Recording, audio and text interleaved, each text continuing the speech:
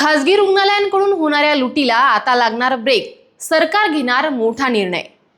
नमस्कार, मी प्रियंका आणि तुम्ही पाहताय आय लव्ह नगर न्यूज। खासगी रुग्णालयांकडून आकारल्या जाणाऱ्या वाढत्या बिलांमुळे रुग्ण आणि विमा कंपन्यांवर मोठा आर्थिक ताण येत आहे।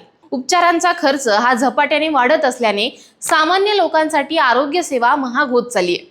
हीच परिस्थिती लक्षात घेऊन केंद्र सरकार आता या बिलांवर नियंत्रण आणण्यासाठी एक महत्त्वाचं पाऊल उचलणार आहे। समोर आलेल्या माहितीनुसार केंद्रीय आरोग्य मंत्रालय हे रुग्णालयांनी वैद्यकीय उपकरणांवर किती नफा घ्यावा यावर मर्यादा घालण्याच्या प्रस्तावाचा विचार करीत आहे। या प्रस्तावानुसार रुग्णालयांना वस्तूच्या मूळ किमतीपेक्षा ठराविक टक्केवारीपेक्षा जास्त बिल हे आकारता येणार नाही।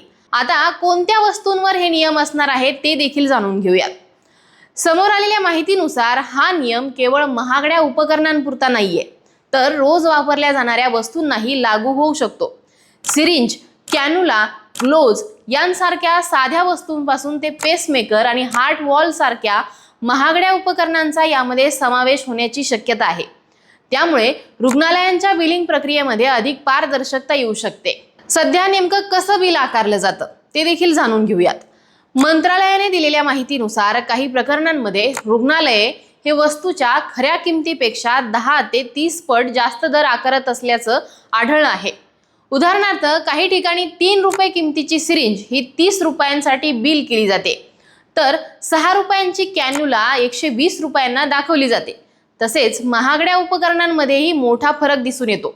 जे पेसमेकर 25,000 रुपयांना आहे ते जवळपास 2 लाखांना, तर 4 लाखांचा हार्ट वॉल तब्बल 26 ते 30 लाखांपर्यंत बिल केला जातो। या वाढत्या खर्चाचा परिणाम आरोग्य विमा क्षेत्रावर सरळ दिसून येतोय। वैद्यकीय महागाई ही दरवर्षी सुमारे 14 ते 15% वाढत असल्याने विमा कंपन्यांना प्रीमियम वाढवावे लागत आहेत। त्यामुळे शेवटी या वाढत्या प्रीमियमचा परिणाम सामान्य कुटुंबावर होऊन त्यांना आरोग्य विम्यासाठी जास्त पैसे भरावे लागत असल्याने त्यांच्यावर देखील आर्थिक ताण वाढत चाललाय।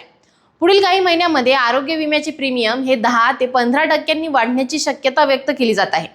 त्यामुळे सरकारने याबाबत कठोर भूमिका घेण्याचा निर्णय घेतलाय।